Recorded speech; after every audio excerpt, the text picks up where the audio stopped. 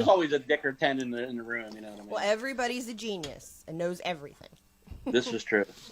Well, that's how you know you're famous is when you get bullshit like that. I mean, that's when how you know when you're doing something that's good is when you're pissing everybody else off. When you piss some people off, you know. Oh crap! Twitch is not connecting. I don't know. Twitch. I'll try it. Because we got some viewers last week. I'll try during one of them. Oh no, it says we're online. Okay, cool. So Twitch, Facebook, Rec Rage Live, and Inner Circle and YouTube are all up and running, so that's cool. I got to figure out how we go to BitChute, because I think that's where we're going to have to go, because there's just becoming more and more. There's more and more restrictions like every day on these corporate platforms. It's like we're like working for like NBC. Without the paycheck. Yeah, without any money. Do you know what? Because remember, if it wasn't big enough paycheck, I'll take your shit. Listen to me. Check this out, dude. I was talking to somebody today who has a business, and she was saying that iHeartRadio has been like courting her to like do a show on our iHeartRadio, and here's what they told her: it was $48,000 for a 20-minute weekly show. What? That's what it costs. Would cost them to do it. $48,000 for the year. I thought you meant that's what she's getting paid. Nah, they're charging her. No, screw that, man. Yeah, fucking crazy, man. Okay. I heard 48 grand for 20 minutes. I was like, hey, I'm in. There's a, well, we're on there too. The Rock and Roll Circus is on there too, so we're getting some attention from over there as well. So that's cool. All right, I think we have everybody up and running. We're talking about nerds. Revenge of the Nerds today. So let's go ahead and get nerdy. You ready to get nerdy, Lily? I don't even know what that means. Nerdy and dirty, baby. I'm going to get it tonight. I live that shit every day. I married a nerd and divorced a nerd. I married a nerd. There's a song. I knew you were going to say that. I married a nerd. That should be a band. Actually, I dated quite a few of them. So. Okay. All right, I'm going to hit the record button, and then whatever's going to happen is going to happen, because it's just one of them kind of days. So here we go. That's what it is, man.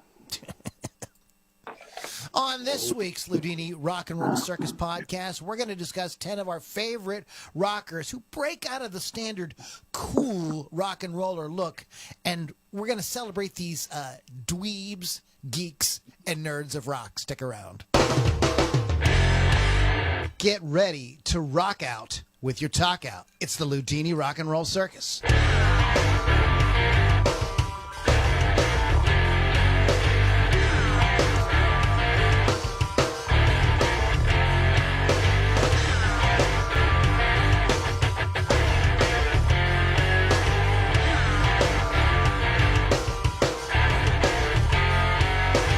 What's up, biatches?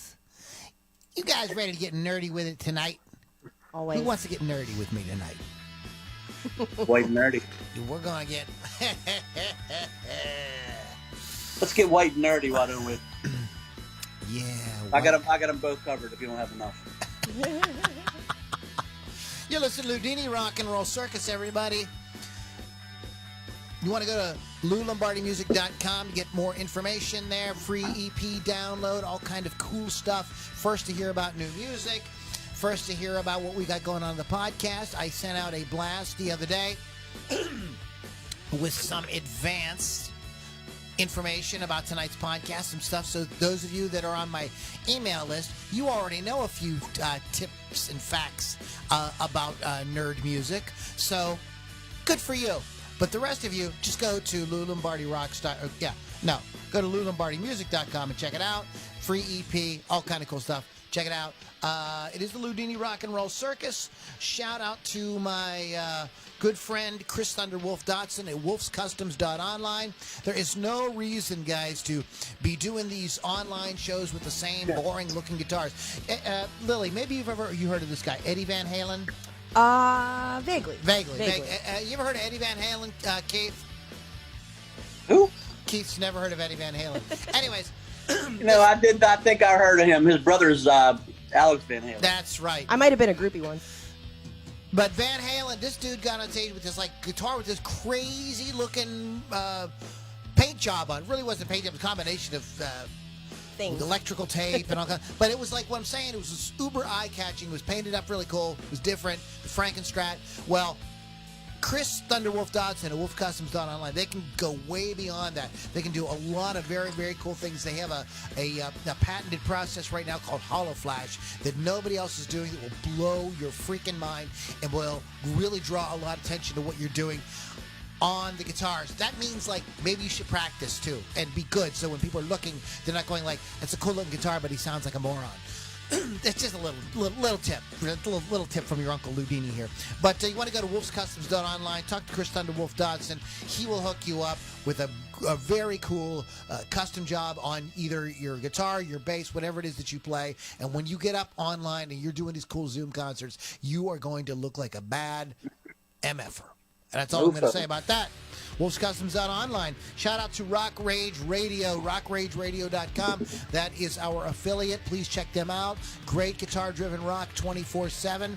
There's also another cool thing on there that I heard about. Something, Hot Licks. What's that, Lily? Oh, Hot Licks with Lily 6 that everybody should be listening to Thursday nights on Rock Rage Radio at 6 p.m. Eastern Time. Well, this coming Thursday is Christmas Eve. What are you going to be doing? Nothing special, I'm not going to lie. I do have a one Christmas song coming up next week. There might be an interview. We'll see how it goes this week. No, what are you going to be doing on Christmas Eve? Oh, partying with you, That's obviously. Right. That ain't Christmas Eve this week. That's next week, man. That's what I said. Next week. Next Thursday. Also, I'm now endorsed by Dirtbag Clothing. I just wanted to let that go out there, too. Nice. See what? I'm What's endorsed happening? by Dirtbag Clothing. Is that what you're wearing? No. Lily's like rocking some like kind of cool like I was feeling a Jersey look today. dress kind of thing, looking hot. Thank you. Try not to knock anything over with that rack of yours though. It's like it's really pretty out well, there today. It's pretty well. It's pretty well. That is sticking straight out. It's the. It is deer season for all you like that.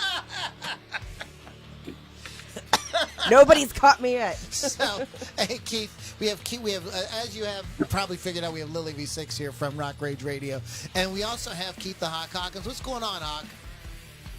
I'm not endorsed by anybody but myself and the Lord Jesus Christ. Thank you very much. But it's a whole other thing there. I have something to report, which is nothing. The world is just a stagnant joint right now. Can't do anything. Can't say this. Can't say that. You got sports teams changing their names because they're offensive. I mean, it's crazy. The world's crazy. It's going to hell. But you know what?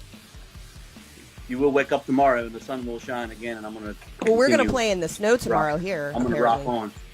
It's actually cold here for New Orleans. I mean, this is Louisiana cold where it's like 50, 48. Wow. I wish it was 50 here. Are you getting any snow there? Tomorrow, supposedly. What are we supposed to be getting? Getting some snowmageddon or something. Like a such lot? nothing. Well, I'm reading like 2 inches tomorrow, but people are saying like 2 feet. So here's the problem with weather people. When they say we're getting like 2 feet of snow, that's usually central PA and not where we're at. Now, I've been checking my weather app like religiously, and I keep counting how much snow we're getting, and it shows 2 inches by tomorrow night.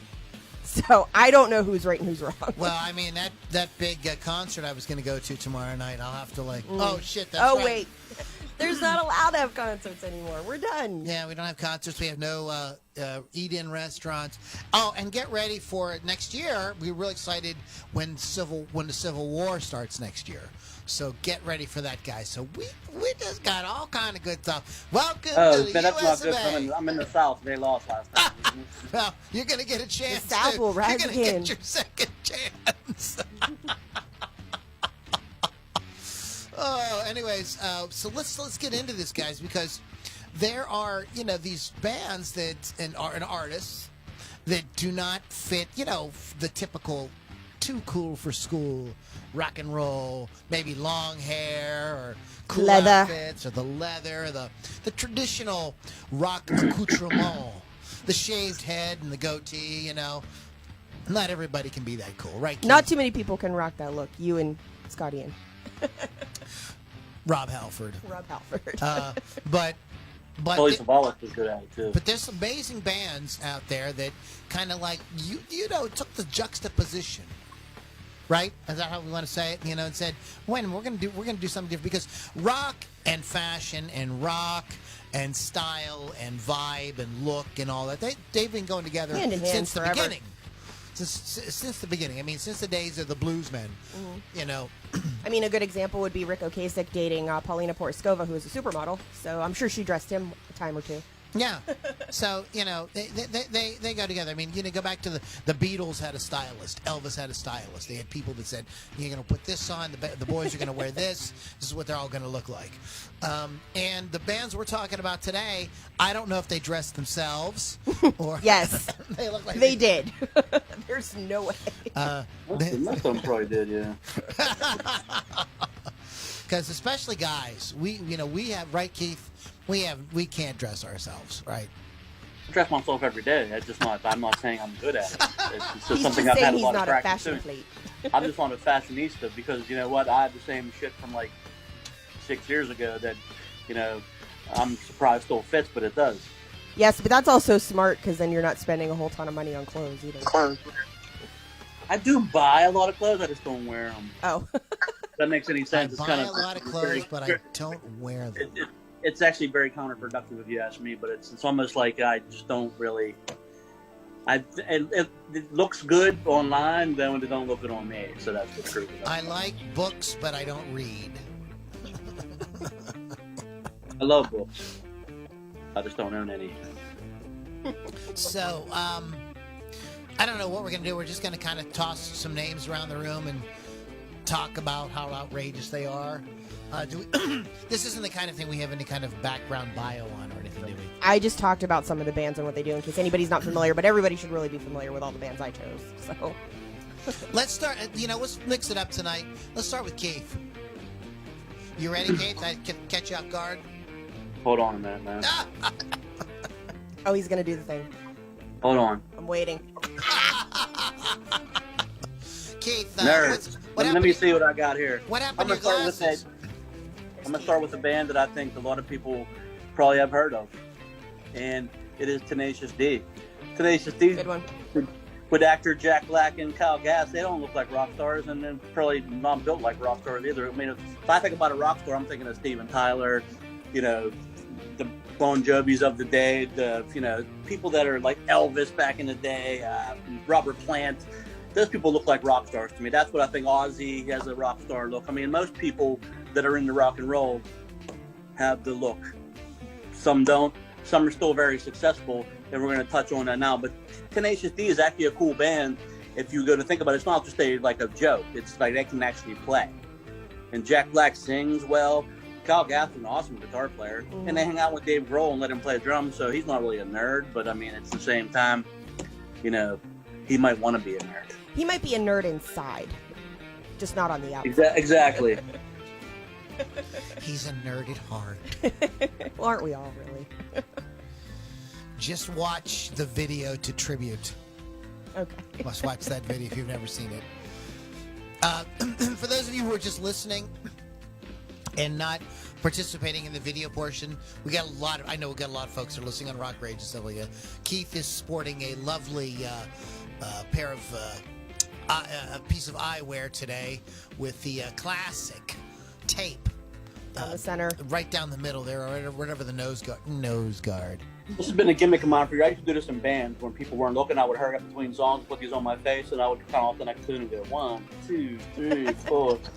And they would be like, "Where the hell did you get those?" I was like, "I can't see a thing without them."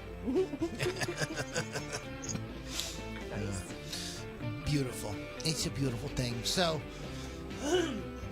those of you who are not familiar with Tenacious D, they did a great movie that kind of is like their sort of end-all be-all of Tenacious D, The Pick of Destiny, and it is very nerdy. As it should be, really. And what's really funny about it is these guys are nerds who, in the beginning, tried to be cool, and they have to eventually give into their nerddom, and they get together and they beat the devil, and it's a sight to behold. I haven't seen that in a hot minute. It's The Pick of Destiny. Great. It's a Pick of Destiny. If you've not seen it, you're not doing right by yourself. This is true. Yes. Make sure you bring toilet paper. I got something about that. Never mind. Go ahead. So let's throw it over to Lily. I'm gonna go with our hometown boy, Donnie Iris. What? I mean, Newcastle born. He's total like nerd. Look at his like little suits, his little suit jackets, his big curly fro, the glasses like Keith has on. And he was in the Jaggers, Wild Cherry, and Solo. And everybody knows his songs, "Love Is Like a Rock" and "Aaliyah." I hope so. A little hometown nerd rocker. You're going straight to hell if you don't know Aaliyah. You are going straight to hell if you don't know that song. But yeah, Donnie Iris, classic hometown nerd, who I just saw a couple weeks ago. And he's on the rapper, right? That shit charted nationally. Yep. I mean, that was I don't know where it was on the chart, but that was a chart song. Yeah. So did Aaliyah. There you go. Yeah, Aaliyah charted as well. Donnie is an amazing singer. Mm-hmm. And this is a story I don't know if I've told on the podcast before. I'm going to tell it again. I got this from Scott Paulson, who was a very successful radio personality in Pittsburgh, and he said that Damn Yankees, rather, was playing, and I forget what venue it was, if it was the... what was the one that was the basketball arena? The H.A. Palumbo Center. Yeah, Okay. I think it was a Palumbo Center. I've seen Foo Fighters there. And I apologize, I'm a little froggy tonight. And Donnie Iris was opening. And Donnie did his whole set, and of course he got an encore because it was Pittsburgh, and he came out and did Aaliyah. And at that end there, when he's singing that Aaliyah, the giant, Aaliyah thing, Tommy Shaw came running out of his dressing room. Oh, shit. And he was like, who in the hell is singing that? That's absolutely amazing. So, and Tommy Shaw's no slacker himself in the vocal Tommy has an amazing voice. So Tommy, last time I checked, Tommy, he can sing a little bit. You know that kid? He's all right, that kid. He can sing. I like him.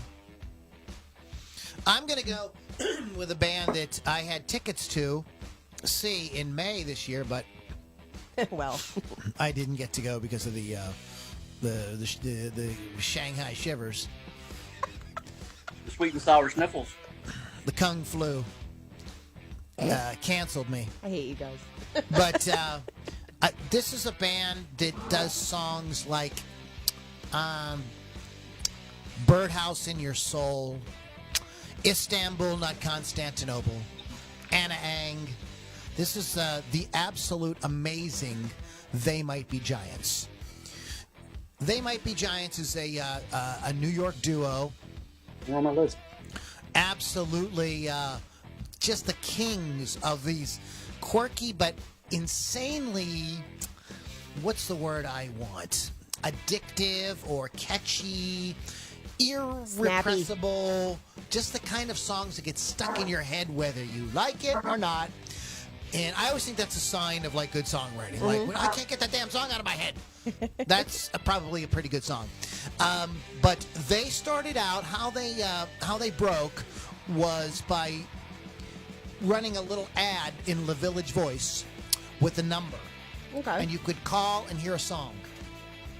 And this is kind of this was their kind of big marketing thing in the late 80s, whenever it was that they broke. And their whole thing was, the song had to translate over a telephone.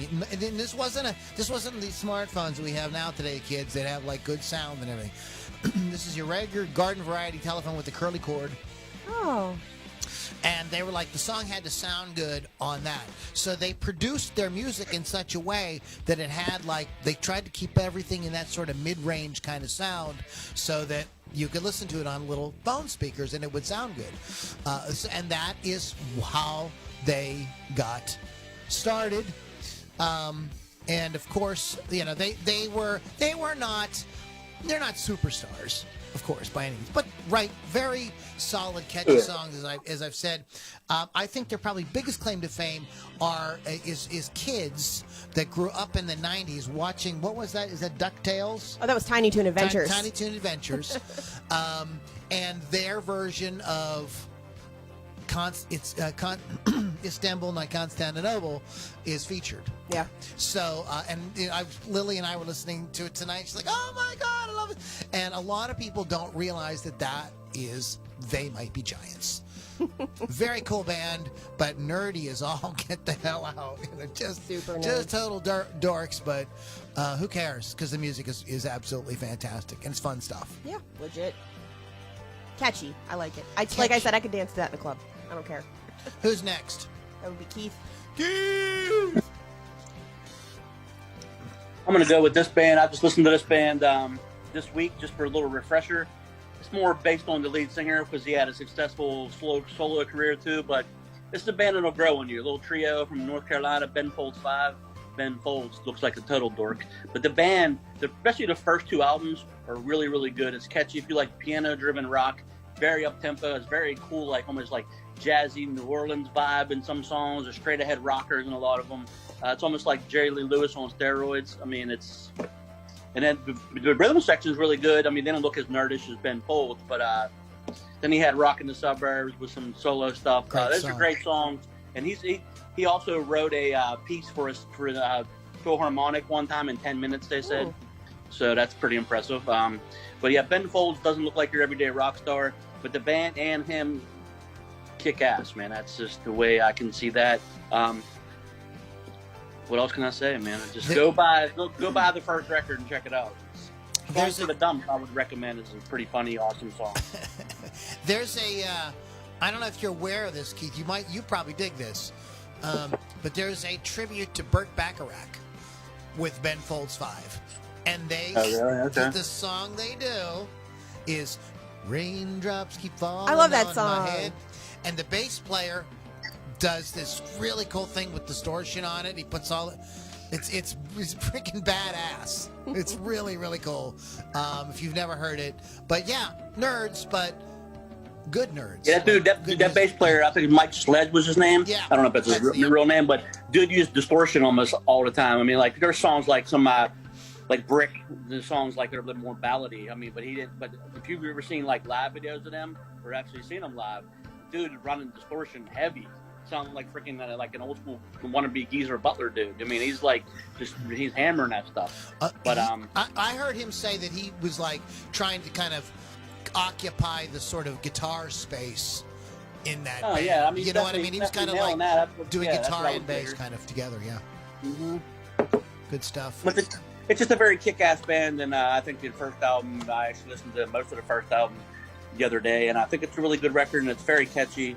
And like I said, he went on to have some solo success too, and I think guy got these big funky glasses like this. But he has a unique voice. I'm not saying it's great. He has a unique voice. He's a hell of a piano player. They are really good musicians. The rhythm section, like I said, was really good. His solo stuff's catchy as hell. I mean, some people just know how to write a song, but they don't have to look like David Lee Roth, man. Good point. And on that, Lily, what do you got? Old school David Lee Roth. You don't mean the Barney Fife David Lee Roth. Not the one that looks like friggin' Mickey Rourke from The Wrestler at this point, you know what I mean? There it is.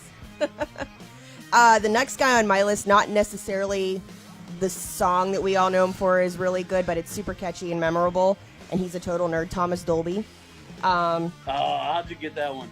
Way before your time. I had that one too. I love She Blinded Me with Science. I love that. That's a great song. I mean, there's a lot of these guys on like bands and artists on this list that I have like almost like 80s one-hit wonders. They just maybe was a thing then where some artists came out and they just didn't look like what the prototype was. You know? He said he intentionally kept his nerd persona because there were people like Adam Ant out and Duran Duran and Sting, and he didn't really want to try to compete with these really pretty boys of the time.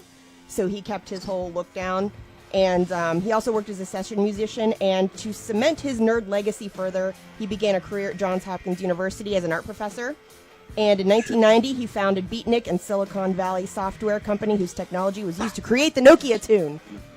So he is a nerd till like now, and even now he wears the same like outfit. So if he does perform, which he did perform last in I think 2018, does like 3 songs that we all know maybe, and yeah. Yeah, man, if that's 2 more than I know. He's kind of like nerd chic. He's something that you would appreciate, Lily, is that Thomas Dolby also provided some keyboard work and I believe some drum programming on a couple of Def Leppard albums.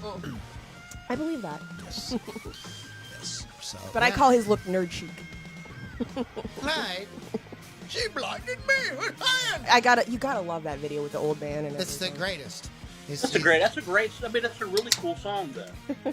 I mean, that's when synths were like at their, they were in every song pretty much. So I mean, it is what it is. I mean, but he could play. He had a cool, like almost, I wouldn't say it's an awesome singing voice. So he kind of sing talks, I call it. So I mean, it's catchy song. Got the old man in there. Got the chick, and the nurse. It's the whole thing, man. She's tidied up and I can't find anything. You can't touch anything because that is a man thing where there's a system here. There's a system. It is. There's all the little parts that kind of come and go throughout that song are just. It's a really great piece of pop songwriting and arranging. I mean, it's very new wave. Yeah, it's very new wave, but it's also like it's just very well.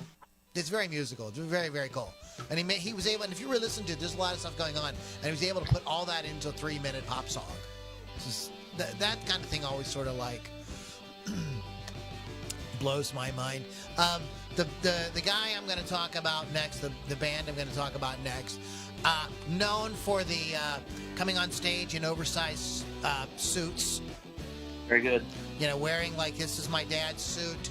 I'm going to wear this on stage tonight. He was mocked by Lou Reed for how he dressed, but if you've ever seen Lou Reed,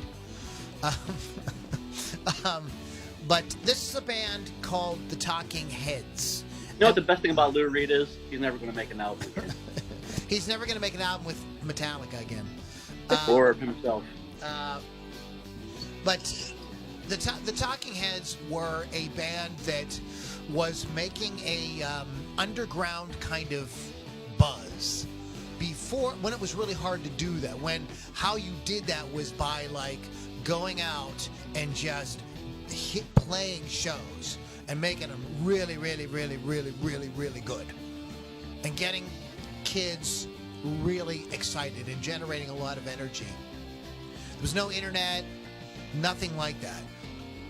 And they were able to capture the attention of the sort of underground music press, college radio, very much in the same way that REM was able to do a little bit later on. But the Heads were able to do it they did a little bit before, and they became a giant sensation.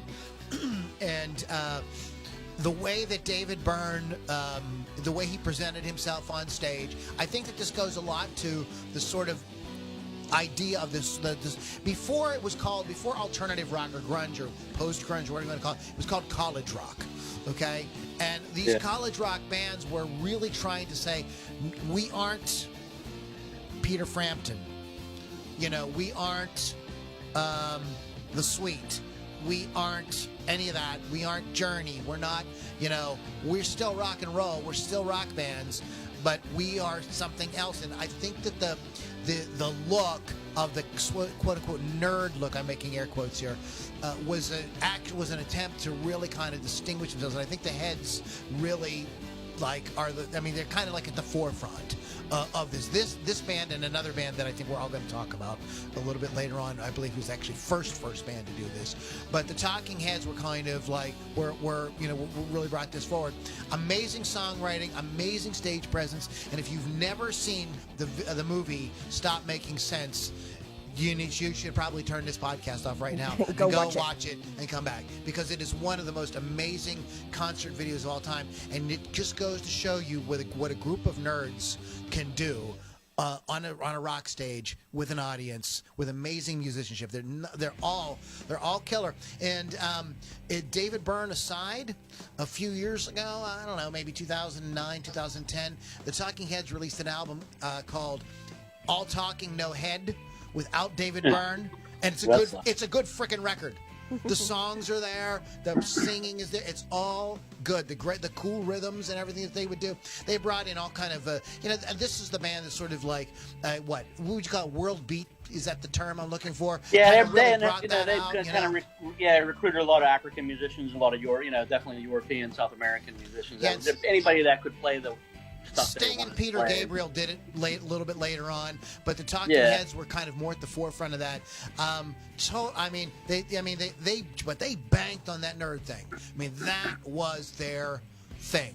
That was their just as much as the glam guys, their gimmick was the big hair and the lingerie and the high heels and all that. This was what they did, and it got over. But at the heart of it, it's just great, thoughtful music. And if you haven't listened to Talking Heads in a long time, check them out. End of lecture. Good stuff. I got off the pedestal. Finn. That's to you, Keith. Mic drop. Okay, I'm gonna go next there. If you don't mind, I'm gonna be next. Let me see. I can't see a damn thing in these. I thought you said you have to wear them.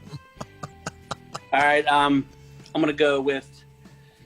I might take some stuff from this one, but I think this band's really good. I like the songwriting. I think the singer is a great songwriter. Actually, this band is called Toad the Wet Sprocket. Good choice. They do not look like your typical rock star. The freaking bass player, looks like what the hell's the dude's name? I made Star Wars, George Landis, whatever. What's his name? Lucas. George Lucas. Yeah, he looks like him. Go watch the videos and tell me that dude don't look like him. So, but Glenn Phillips is a great songwriter. That they've had some really good albums. They've been around for a long time. I think they fluctuate within breaking up and doing a little tour here and there. But Glenn Phillips is a really good songwriter and has done cool solo stuff. They're probably known best for their Walk on the Ocean and Fall Down and songs like that that are big hits. But they have really, really good songs, and I think that they don't really fit the rock star look, but they're a cool band. So cool stuff. Don't take my rocker cards away. I would never.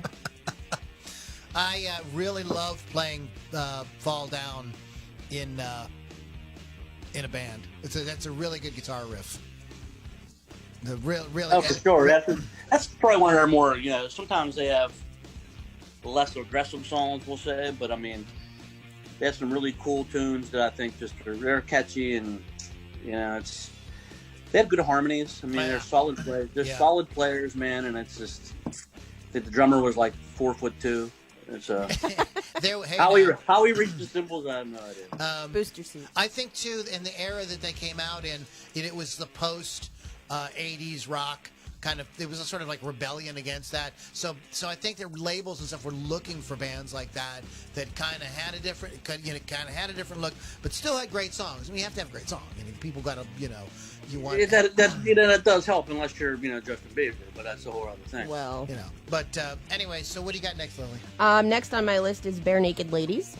Oh yeah. They were actually around in the 80s. Didn't know that. I knew them from the 90s. They developed a cult following in Canada with their self-titled 1991 cassette. But they look nerdy for sure. Like, they do the glasses. They don't really dress rocker at all. They're in like suits and sometimes jeans and jackets and the whole thing.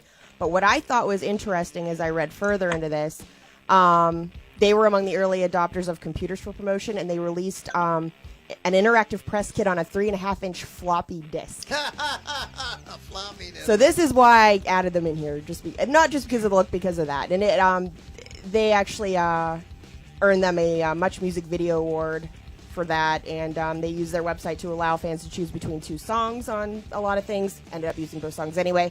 They're very computer oriented, so they fell into that nerd category for me. So.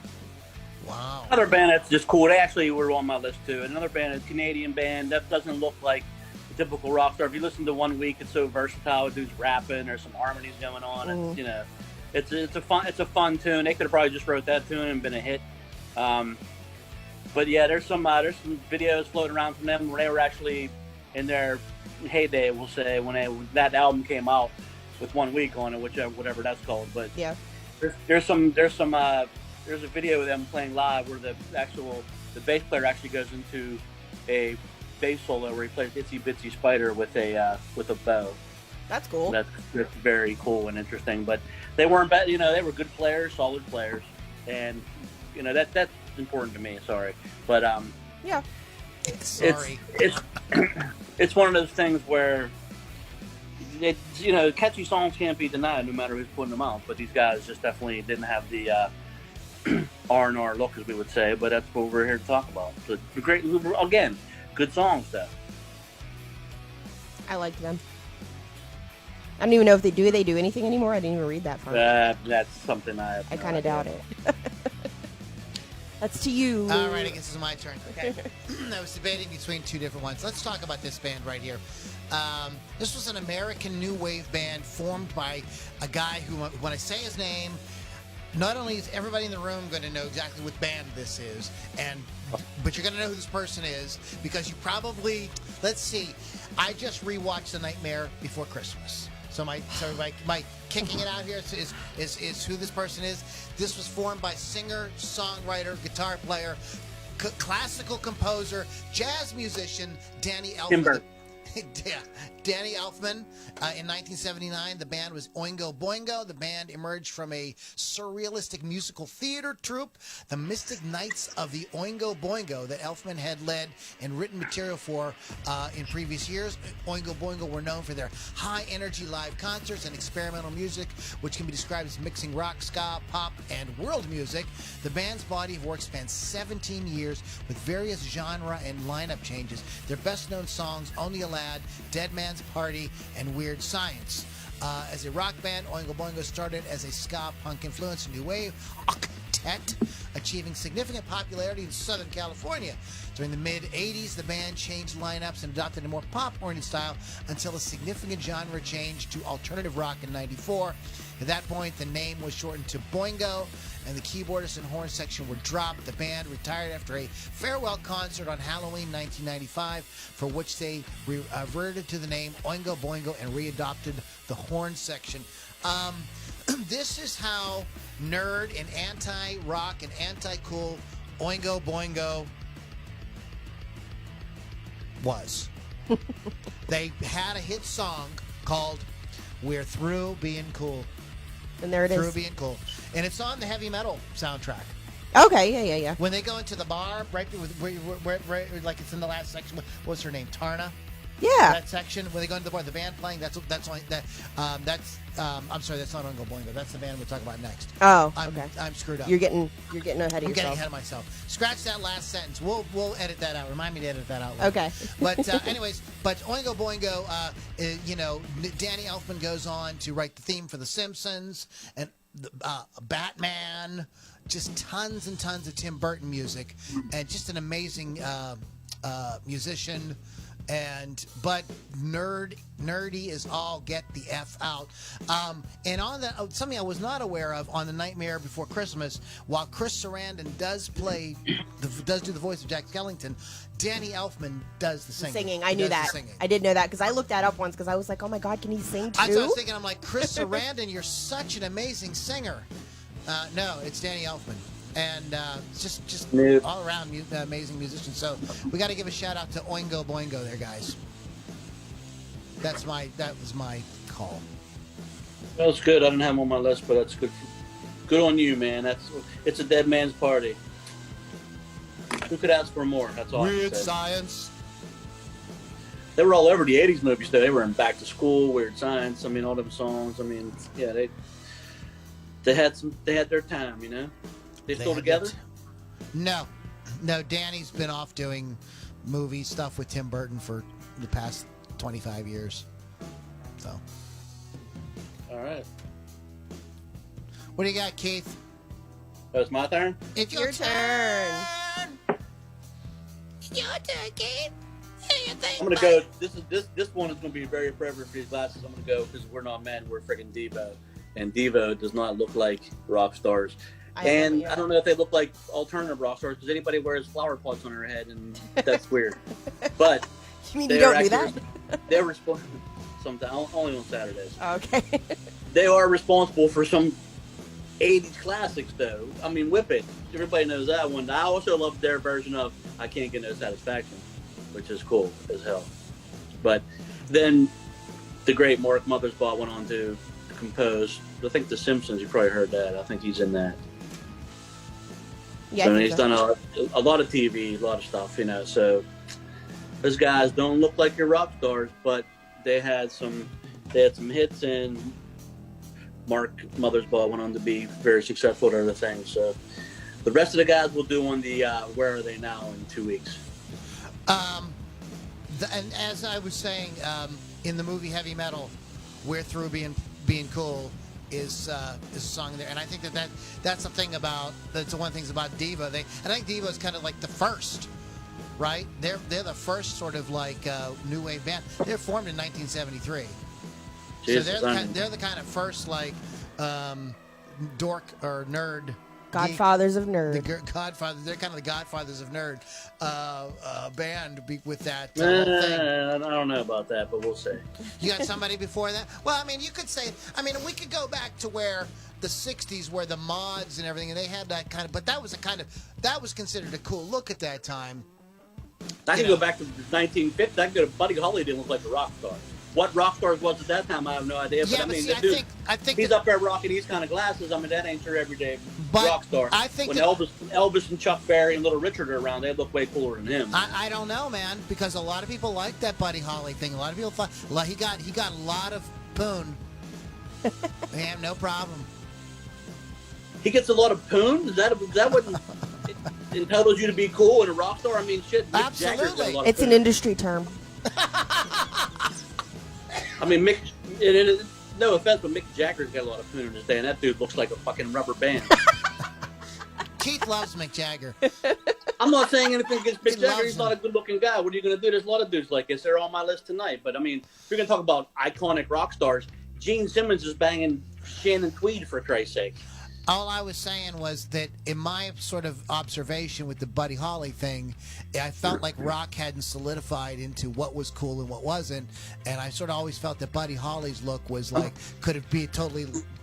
wasn't really anti anything. I thought he was just a different guy. I'm going to the future to go in the past, man. That's all. I'm just saying. Tonight I got a time machine. I'm floating around. You're floating around. All right. Yeah. Right.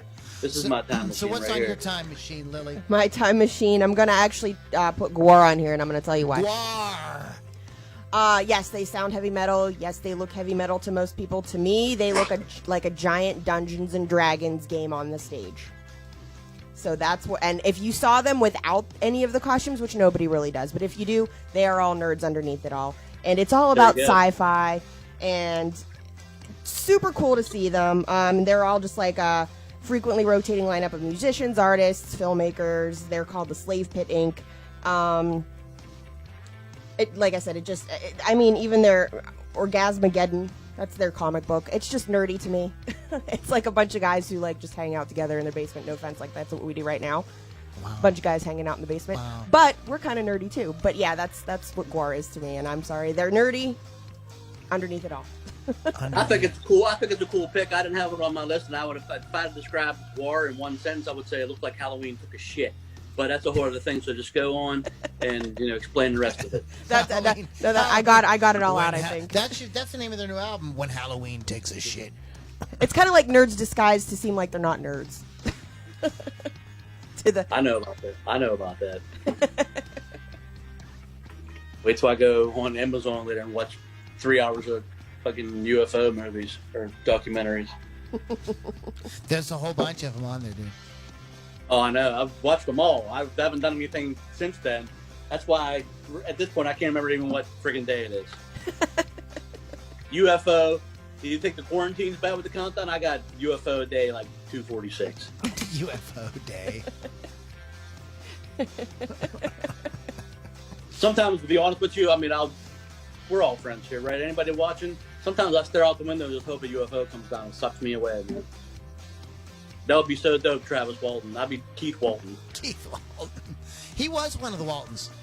Wasn't it? Was there Keith Walton? It was him and John Boy, yeah. John Boy. You didn't watch the Waltons? No, My mom used to watch that, and I found it very boring, and I never, ever, ever watched it. Nor MASH. I found that very boring, too. So That's right, you hate MASH. I do hate MASH. It's boring. If I was old enough to remember the Waltons, which I am, I would think that at the time, if I was older, I would want to go and take my car and drive it really fast into a wall. But I wasn't old enough to drive, so never mind. I digress. I'm going to just do a quick one. This is a one-hit wonder. Wheatus. I love Their Wheatus. big song was Teenage Dirtbag. I played that in a band once. Don't judge me. What did you say? I'm not going to judge because I'm not even going to lie. I love that song. I said I played that in a band once, so I said don't judge me. They mention Iron Maiden. They're cool in my book. So. They do. I think a lot of them people are closet metalheads. It's just their pop's an easier way to go, I guess. Yeah. Of course, everybody knows the song Teenage Dirtbag. That's what Keith and Lily are talking about. American rock band from Northport, New York, formed in 1995. The song Teenage Dirtbag appeared in the films Loser, Bully, as well as HBO's miniseries Generation Kill, Netflix original series Girl Boss, and The Chilling Adventures of Sabrina. I don't know that.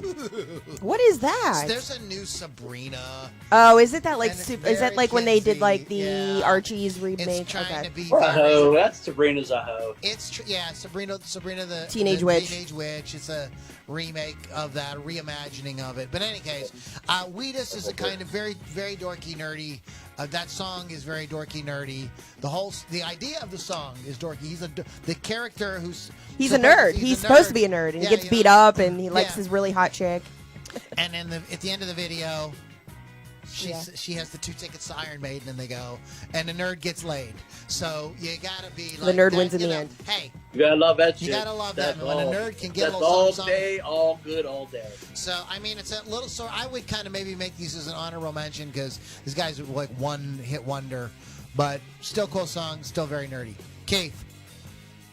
Lou. Keith. Sorry. Keith. Primus. Let's Oh my talk God, about Primus. It's more Les Claypool's look, I think, because honestly, unless you're a diehard fan, because they suck anyway, right? Because Primus sucks. They need to go home and practice. My name is Mud. Les Claypool does not look like a rock star. I mean, the other two dudes kind of longer hair, but really, unless you're like I said, if you're a diehard fan, they've had 85 drummers.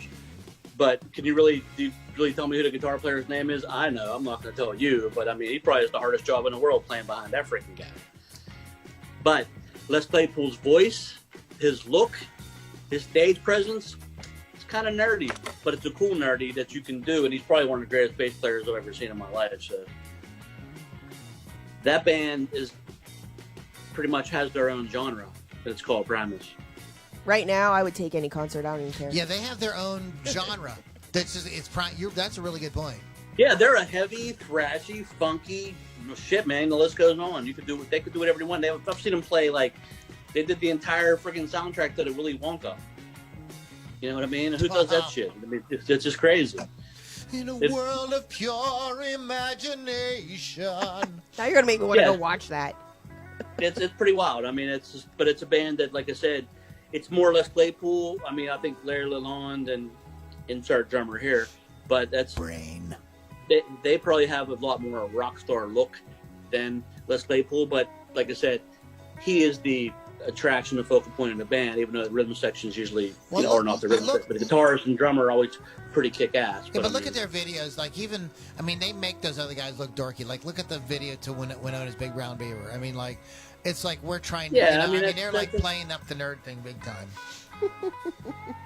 I think that's a band that a lot of people can relate to. Can they be nerds? They can be total metalheads. I mean, I remember seeing them one time at the Golden Dome in Beaver County. That's what it was. It was on the CCBC campus, and they basically sold that little place out, and it was kick ass. And I don't remember there was every kind of person in the audience watching the. Keith, you there? Oh, there he is. You popped off for a second, brother. Sometimes I have a little blackout. Vietnam puts a man through many changes. You ain't no Vietnam. Get the hell out of here. What do you got? Yeah, Viet COVID. What do you got? I want to go specifically with someone from a band and not the whole band, but Ben Burnley from Breaking Benjamin. Wow, there's a lot of B's in there. Ben Burnley from Benjamin. He's actually the founder and frontman of the band, but he dresses like I mentioned earlier. A few exes of mine. He does like he thinks it's cool to dress in black button-up silk shirts and black jeans, and that's fine for most people. But this is all they ever wear. What they think is cool. And not only that, he goes on stage, and I've seen this. He goes on stage and dresses like Darth Vader, pulls out a lightsaber, and asks the crowd to come to the dark side. I'm sorry. You were cool until you said that, and now I'm done with you. Lou loves Star Wars. I know. He really does. He really does. He doesn't look how their music sounds. Actually, lately he's been dressing more sort of country. Last time I saw them, he was in like a flannel shirt, jeans, and a T-shirt. But typically that's not how he dresses. But I just kind of like... He's just nerd to the max, and he actually reminds me of my ex-husband. So, no thank you. That's crazy. The band I have next on the list is a band that I saw live, and I didn't really think too much of them until I saw them live, and just was stunned by their musicianship. And so Keith, I don't know if Keith likes or dislikes this band. I like this band. But you should give him a chance if you don't give him a chance. Give it to me nice and hard, buddy. It's American alternative rock band from Sacramento, California. Formed in 1991 by singer John McCree. The band calls themselves Cake. Known for songs like The Distance. But if you pick up any of their albums, you're going to hear some really kick-ass jams, great grooves. The album Fashion Nugget was I went out and bought like the next day, and was just completely floored by the guitar work, the trumpet work, the rhythm section. Everything about it is it's one of those kind of records that's kind of deceptive because the production is a kind of like I don't want to say lo-fi, but it's got that kind of vibe. You know what I mean? It isn't the super slick type drum sounds or guitar sounds. It's all sounds. Yeah, like, it sounds pretty organic. I think that like the band, I don't know the singer's name, but that dude's voice. If somebody would actually come in and sing, it's not going to be the same vibe, man. Right. Yeah. Whatever he's doing, the talking, whatever you want to call it. I mean, it's almost like a Johnny Cash thing. Right. But That's good comparison. I mean, some guys just don't have a range, but they can still write kick-ass melodies, and they can deliver that shit like nobody's business. And I don't know the cat's name in that band, but that's an awesome band. They've done cool covers. I mean, listen to their version of I Will Survive, which is like a freaking disco tune, and they make it very reputable and different and cool because, like I said, if you would take the singer out of that band, I think the band is probably just a killer band that is playing weddings. You know, good pay and weddings. That's what it seems like to me. But they have like a cool, like that vibe he has when he's talking and doing his thing. You know. Yeah. So. Yeah. Zan McCurdy is the guitar player, and I always dug his tone. Just very, very cool. And if you don't know their version of War Pigs, you've been deprived. So that's a good one too. Yeah. Check out their version of War Pigs if you've never heard it. It's very, very. They catch a groove on that. That's like out of this world. Very good stuff. So, Cake is on my list. Let me eat cake. Hey. Strong. We're down to about 10 minutes, guys. So maybe do one more go around and we'll wrap up. That's the Hawk. Weezer, Kenosha, Wisconsin's favorite band. Weezer are maybe the modern day kings of the nerdy rock. They don't look like rock stars, but they write good songs. They're actually on a Rock and Roll Hall of Fame ballot last year and didn't make the cut. I think eventually, and I'm going to stand by this, I think eventually they will make it in because they are different. The first album came out in probably the early 90s. Yeah. And they've made hit after hit after hit. And they still have catchy, cool vibes. And they're just a funny band, but a solid player. There's anarchy going on. Not only in the world, but in this house. Anarchy has come to you know what I'm talking my about. house. The singer actually has been named a nerd sex symbol too. There you go. Right. That's a whole fetish. That is a whole thing. So yay for them. Sex with Nerds. I don't know. I did that. There's a band named Sex with Nerds. You changing your band name for next year? Yeah, next year it's for the one show we play a year. We go on each year. The smooth gooch to sexy. What is it? Sex with nerds. Nerd sex. What do we call Sex it? with Nerds. Sex with Nerds. Yeah, man. That's his next year's band. Lily, what do you got, Lily? I'm gonna end it up with Crash Test Dummies. That's a good one. They really seem to have tried hard not to have the look of nerds with the long hair and everything, but it really didn't disguise it because they wore the suits and the vests and the dad jeans and the shoe combo that the 90s brought around. Dad jeans shoe combo. What is that? It's like the jeans that the dads wear that are sort of baggy, they don't really fit right, and then the white shoes. Like the shoes, not like the jeans I wear all the time. No, your jeans are nice. Your jeans aren't bad jeans, but they're if you Google it, you'll see they're dad jeans. But the vocals are fantastic, bass baritone, and I love that. And of course they're known for their single Yeah. and best known in Canada for a Superman song. So And when I heard that song last, I mean, I thought of great singers in the past. Like, if people like Bob Dylan. People love Bob Dylan for his songwriting ability, not his vocal ability. But after hearing that song, Bob Dylan was rolling over in his grave. He's not even friggin' dead. He is very rich, though. he is very rich. He just sold his entire catalog, which included a lot of the band stuff, for over $400 million. What? Yeah, go look it up. The Universal Music Company. Like, they need any goddamn money. Everybody has a price, said me and obviously Ted DiBiase from WWE. And why not? Or the WWF. And why not? Yeah, I had Devo on my list as well, but I did not have Crash Test Dummies, and I forgot about Primus. But that's good. Those are all good picks. What about Weird Al Yankovic? Can I go one more time? You could do Weird Al. I mean, he's probably the king of this whole genre. I mean, a lot of people don't look, but he's not only is he a great musician, his band's killer. He's a genius. He's been around. Yeah, that shit is genius. I mean, you do parodies of other people's tunes, make them funny, but still have a band behind you that can deliver live. That could easily be a studio thing. Easily be a studio thing, and that's all he does, and let's call it a day, and I'll rake in millions. I don't got to pay a freaking backing band. But no, he can actually play, goes out, does his thing. He has, for a white nerdy dude, he has some pretty good dance moves too. I'll give him some credit. I did see him live once, and he did all the costumes and everything. It was great. I loved it. Yeah, he did the fat suit and the Amish suit and everything. It was wonderful. Yeah, that stuff. I never got to see him live, but that shit's dope. I mean, I know that the band is killer. I mean, but there's a lot of bands that would make a list, but I think that he should definitely be on there just out of just nerd respect.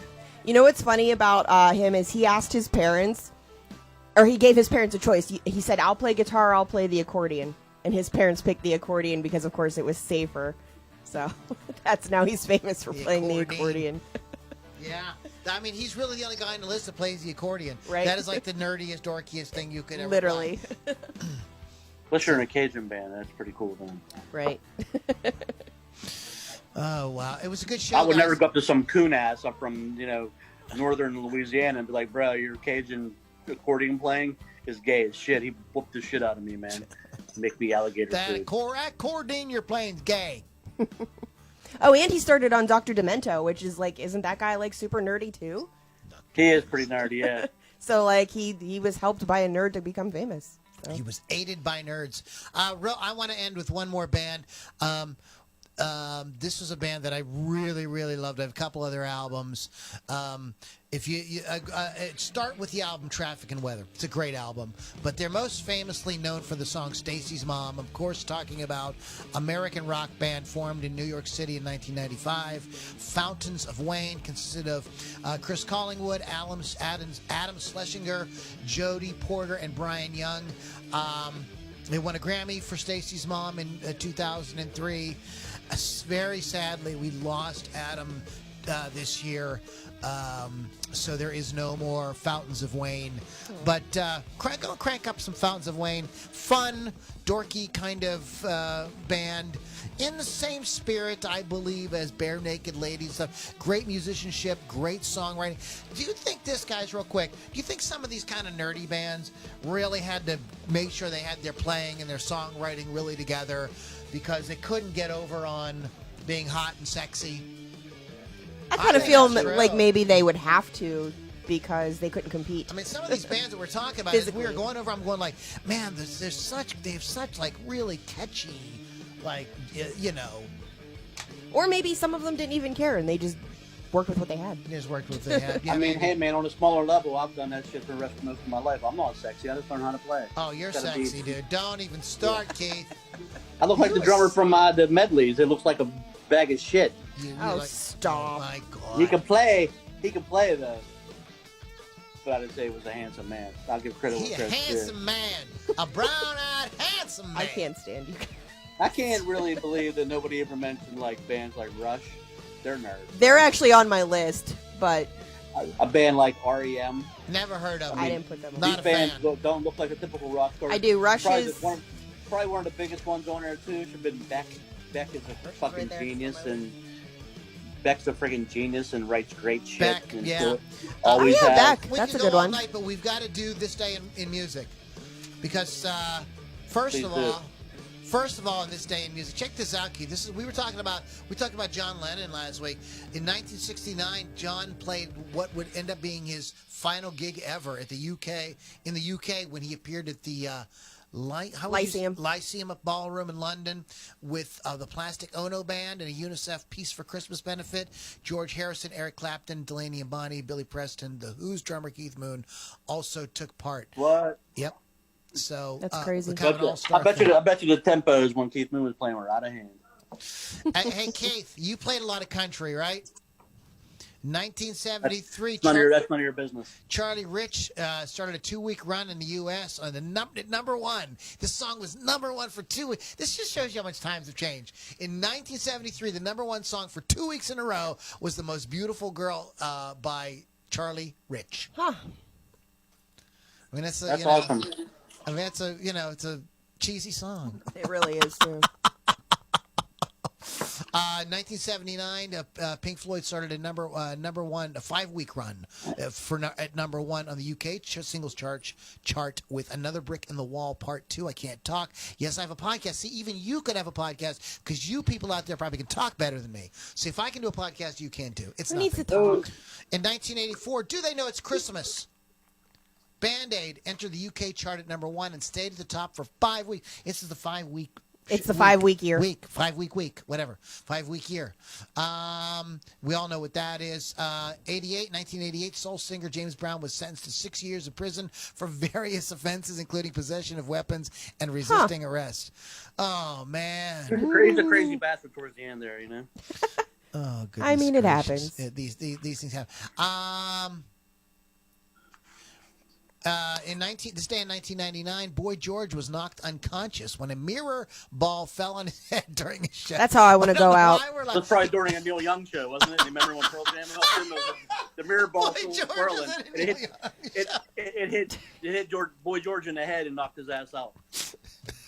I mean, I'm telling you what. And the world didn't even cry a effing tear. I gotta say something. Uh-oh. I gotta tell you guys something. Listen. Please do. Real quick. You once had sex with Boy These George. two people were born on this day, and they're both important to rock, but they're not musicians. The first one is Max Yasgur, who was the owner of the Woodstock Farm. Oh, where yeah. Woodstock happened. Yeah. He was born on this day in 1919. And in 1921, Alan Freed was born on this day. And see. Yeah. Really? The DJ, Alan Freed. Alan Freed, Well, man, he the guy launched- who coined the term Did he rock launch and roll. rock and roll for you all? That is super important in rock. Yep. It's Payola Day. Happy birthday to Dave Clark, and I'm feeling glad all over. Right? What did Dave Clark do in that band? Dave Clark was the English musician, songwriter, record producer, and entrepreneur. Very good. Well, he played drums. Carmen Appice was born on this day. There you Carmen go. Apiece, Carmen And, Appleseed. and thank God for that. No, I do. No. Without him, I mean, how the hell any of us would want to pick up sticks? From Vanilla Fudge and Beck Bogert and Appleseed, Rod Stewart Band, a bunch of stuff. Great rock drummer. Don He was in the Ozzy Johnson. Bark at the Moon video. Don Johnson from Miami Vice. Yeah. Who also sang the song? What's the song that he sang? I don't know the name of the song. Heartbeat, something heartbeat. Or I think it's Heartbeat. Okay. Yeah, it's right there. And How I know that, I have no idea. Anyways, those are the most notable ones. Bob Berryhill from the Safaris was born on this day as well. So happy birthday to all you crazy rock and rollers out there. Any parting thoughts before we wrap up today's show? We do have a show before Christmas. We do have a show next Tuesday, right? Yes. Okay. Why Just not? because you're a nerd doesn't mean you can't rock. That's right. Keith, anything? Any final thoughts, words, Yeah, ideas? I've never done this before, but I'm just going to go out on a limb and I'm going to actually pimp a product, if you don't mind. You product pimper, you? New, especially this year, if you want looking for stocking stuffers from your favorite person in the world, right here. This is from the groundskeeper. These are called One Wipe Charlies. Now listen to them, hear me out now. There's 25 of these in one pack. These things are so nice, and you could buy these for any ass wipe in your life because they are a flushable butt wipe, as it says on the package. You can see, Wow. but any ass wipe in the world would like these. It's almost like, we'll say, moisture-based toilet paper. I've tried these several times, and they are awesome. So if you're ever in the market for a One Wipe Charlie, I have some, $50 a pack, but you could get yours anytime. Don't worry about it. But like I said, if you're looking for a stocking stuffer, any ass wipe in your life would love this. It's really... And they come in several flavors. I have Flavors. mint. Can you buy them by the gross? I don't think they're meant for oral consumption, my friend. That's what Keith does whenever he's done with the podcast. You guys are very lucky that Keith brought this up at the very, very end when we're out of time, because I could really go into all kind of places, which I'm not going to get. I'm not going to do. About ass So wipes? can that wipe? Yes, that wipe can go. Good one. Ba-doom. Good one, Lily. All right, guys. On that happy note, you've been listening to Loudini Rock and Roll Circus. Please visit wolfscustoms.online. Get some custom work done on your musical instruments there. Chris Thunderwolf Dodson does a great job. Thanks and shout out to Rock Rage Radio. Go to rockrageradio.com. Download the app, and you can listen to great guitar-driven rock 24/7. Do not forget to check out Hot Licks with Lily 6 on Rock Rage Radio on Thursday. 6 p.m. Eastern. 6 p.m. on Thursdays. And so there is going to be a show, though, on Christmas Eve. There will be, and there will be one on New Year's Eve, too. Wow. Even though it's my birthday. What? That's some friggin' dedication That's right there. right, man. That's the request and Well, that is also my 200 show. I didn't want to not have it be on my birthday, so. Yeah. We just did a giant celebration for doing a show, which, oh, by the way, I'm not going to do. So anyways, and please go to LouLombardiMusic.com. Check out the free download we have for you guys. Get on the list, and you get access to all kind of cool stuff. So check that out there. Shout out to my brother, Keith the Hawk Hawkins. It's so good to have you, my friend. I really appreciate you. Lily, I really appreciate you guys. You guys are the greatest. And don't forget to get yourself an ass wipe. Flushable butt wipes for the ass wipe in your life. Any present. This is the gift that keeps on giving all year long, Clark. Oh, my God. Not like the Jelly of the Month Club, though. V6 got jokes. All right. All right, on that happy note, you guys have a great week. We'll catch you all on the next Loudini Rock and Roll Circus.